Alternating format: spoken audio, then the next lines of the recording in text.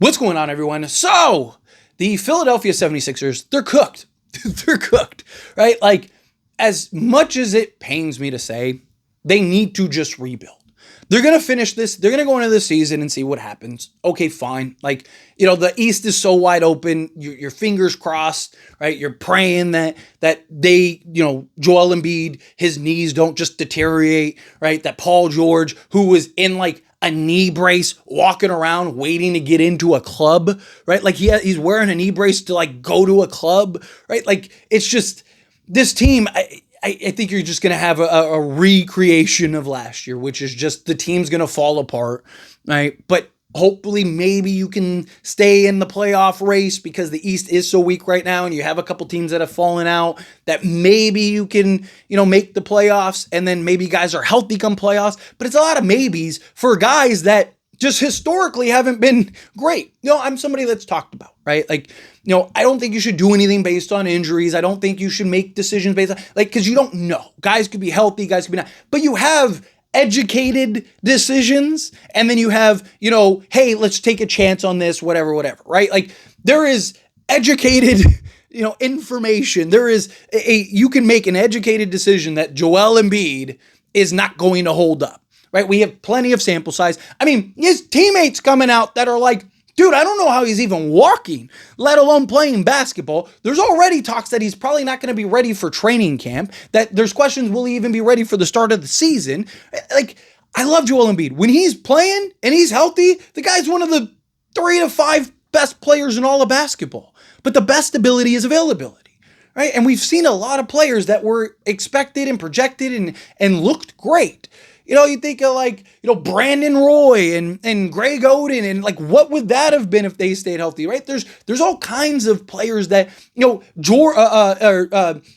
Hill, right? I was gonna say George Hill, but Grant Hill, right? Like, what happens if he doesn't get hurt? That guy was looking like the next Jordan. That guy was unbelievable.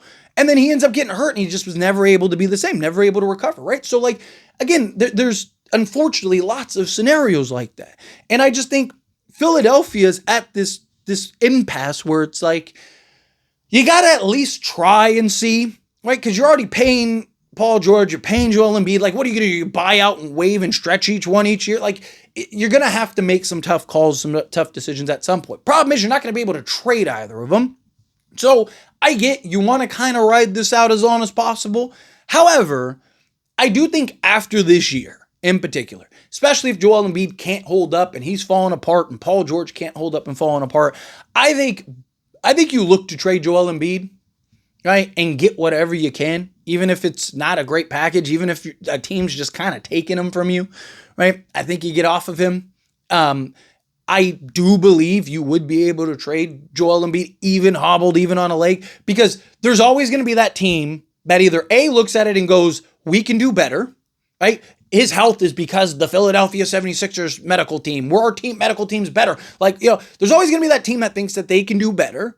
Or B, there's going to be that team and that owner in particular, that owner that's going to be like, I can make $1 billion by making this trade. Like, there's a lot of teams that don't care. I mean, there's a reason the same 5 teams are the worst 5 teams in basketball every single season. Every single season. Like, bad organizations exist, bad decision making exists. I believe that there is a team out there, especially if they can get him for, pennies on the dollar. There's an organization out there that'll go, we'll take him, right? And just take the chance on him. And I know, like, Joel Embiid, he might be disappointed in that, but it's time to go, right? And Joel Embiid doesn't want to be the bad guy. He doesn't want to be the bad guy in Philadelphia. So he's not going to make the call.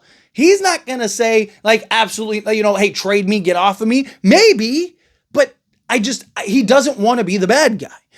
And then Paul George is the guy you probably buy out, waive, and stretch. And you have a bunch of young talent. You have a bunch of guys. If you can get a first, right, for Joel Embiid, even if it's like if you can get something, some assets, right? I would try to shop Paul George. I just don't know who's going to take Paul George. But again, maybe a team's like, hey, man, we'll take our chances on a Paul George, right? Like, I wouldn't even hate if Philadelphia, like, call up the Warriors and be like, hey, what do you think of Paul George? Right? Let's pull off a Kuminga and something, and the Sixers can, do some cap magic, get creative if you're Daryl Morey, to get under the aprons, do all that stuff. Like, at some point, they're going to have to make a decision. Because Again, what are you going to do? You're going to ride it into this year. Paul George and Joel Embiid are not going to be healthy again. And then now it just lowers the price again, right? So it's just like, okay, now you're going another year. So now you might not be able to get off of Paul George, and you gave them a max. You made a decision. There's a reason the Clippers, which I still don't think that they should have. I think you should have gotten something, but there's a reason the Clippers were willing to just let him walk. There's a reason that the Clippers were like, hey, good luck to you, right? Like, I mean, again, I think that they should have gotten something, even if it was a couple second round picks or something, like worked out some type of sign and trade. You don't have to necessarily take back a ton of salary, right? Like, but you could have gotten a young player in a couple second round picks or something for facilitating the sign and trade, right? Like, there should have gotten something for him. But at the end of the day, look, they did. They let him walk because they knew, right? And again, Daryl Morey and the Philadelphia 76ers were that team that thought we can do better, right? There's another team that will think that.